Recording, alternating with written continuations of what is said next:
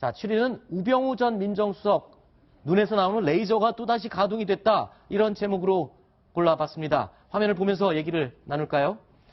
자, 지금 영장 실질 심사를 받기 위해서 출두하고 있는 지금 우병우 전 민정수석의 모습입니다. 문체부 인사에 부당하게 개입한 사실이 있으십니까? 깜짝 해체 주도하셨어요? 구속되시면 마지막 인터뷰일 수도 있는데 한마디만 해주십시오. 법정에서 제 입장을 충분히 밝히겠습니다. 그 최순실 씨는 왜 자꾸 모른다고 하시는 거예요? 모릅니다. 법은 잘 지키지만 비도덕적인 공무원에 대해서 어떻게 생각하십니까? 우 전 수석 경우에 보면은 저건 습관입니까? 아니면 레이저 쏘는 거? 언론에 노출될 때마다 지금 벌써 한 3번째 지금 노출이 되는 거죠? 본인이 정말로 억울하기 때문에 그렇게 했을 수도 있겠고요. 네. 아니면 본인의 어떤 그 과거의 행적, 뭐 범죄 사실이 드러날 것을 두려워서 오히려 그런 행동을 할 수 있겠습니다만 일단 그 진실은 법정에서 밝혀져야 될 것 같습니다. 네. 자, 일단 영장 실질 심사가 진행이 되는데 혐의가 또 추가가 된 게 있다고요?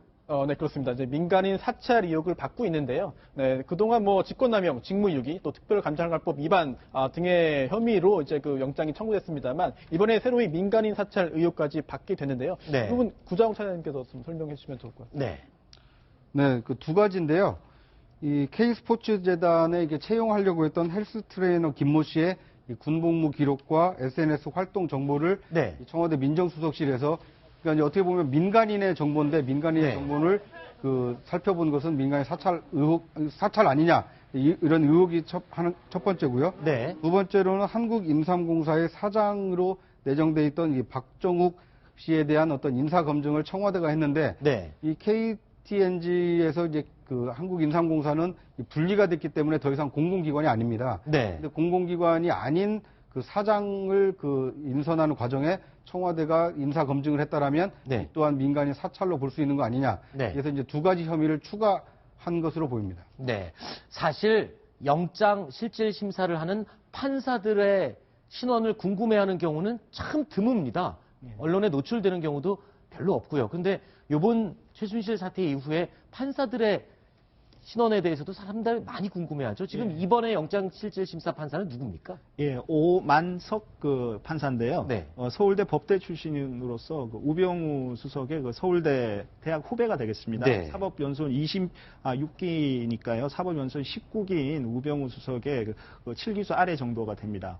우병우 수석 같은 경우에는 7월경인가요? 지난해 7월경인가요? 모 신문에서 우수석 의혹이 처음 나왔을 때, 네. 그때 만약에 사퇴를 했으면 어땠을까? 뭐 지금 이런 얘기가 좀 나왔습니다. 네네. 그 이후에 불과 민정수석 자리 석 달 더 하고요. 10월경인가 최순실 사태 터지면서 결국 그만두게 됐는데요.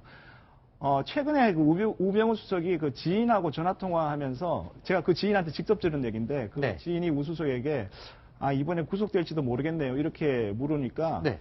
감옥 가라면 가야지 뭐 이렇게 얘기를 했다고 합니다. 예. 그렇군요. 자, 일단은 이 우병우 전 민정수석이 실질 심사를 받으러 나오는 날 그 주변에서는 또 태극기 집회가 열렸다고 하는데요. 영상 보면서 좀 설명을 해주실까요? 네. 법원인데요. 네, 그 법원 앞에 지금 굉장히 많은 인파가 이제 모였는데 네. 손조기와 태극기를 흔들면서 이제 우병우 전 수석에 대해서 응원을 하는 그 장면입니다. 네. 우병우 전 수석이 이제 차를 타고 와서 이제 결국은 이제 영장실질심사를 받으러 가야 되는데요. 그런 상황에서 계속 이제 응원을 하면서 우병우 전 수석에 대해서 혐의가 없다. 네. 구속 사유가 아니다라는 취지의 이야기를 굉장히 강력하게 했는데요. 사실 그 이유가 일단은 그 우병우 전 수석, 그 전에 그 김미춘 전 실장이나 네. 아니면은 조윤선 전 장관이 구속된 상황, 또 영장실질심사 받을 때는 저런 모습은 없었거든요. 따라서 지금 시점에는 네. 이제 그 우병우 전 수석이 만약 구속된다고 한다면 임박해 있는 탄핵 결정 관련해서도 대통령에게 안 좋은 영향을 줄 것이다라고 하는 점들을 대통령 지지자들이 누구보다 잘 알고 있는 것 같습니다. 실질 심사 중이니까 오늘 밤 늦게나 새벽에 아마 나올 것 같은데 예, 그렇습니다. 만에 하나 또 영장이 이게 기각이 될 경우에는 특검이 수사 동력이 좀 또 잃게 되지는 않나 이런 생각도 들거든요. 예, 그렇습니다.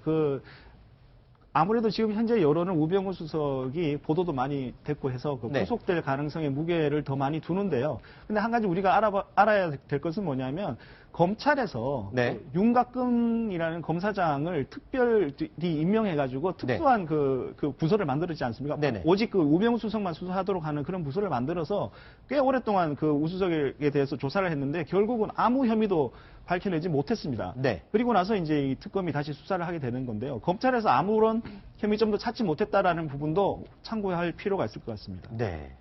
그러니까 뭐 일반적으로 이제 구속영장이 청구가 되면 네. 죄가 있으면 영장이 나오고 그렇지 않으면 영장이 안 나오는 것으로 생각을 하시기 쉬운데 네. 근데 이제 구속영장을 발부했을 때는 진실을 그러니까 이제 증거를 인멸할 우려가 있거나 도주의 우려가 있을 때거든요. 그렇죠. 이제 우병우 수석이 과연 도주 우려가 있고 증거를 인멸할 것이냐 네. 이것에 대해서 법원이 이제 판단을 할 거고요. 네. 또 이제 그 혐의를 여러 가지를 기재를 했는데 직권남용의 경우에는 이제 그것을 명확한 증거를 찾기가 어렵기 때문에 네. 앞서 제가 말씀드린 이제 민간인 사찰 의혹까지도 이제 영장에 그 청구 사유로 집어넣거든요. 네. 이런 점들을 이제 법원이 객관적으로 판단을 해서 이제 결정을 내리지 않을까 싶습니다. 네, 알겠습니다.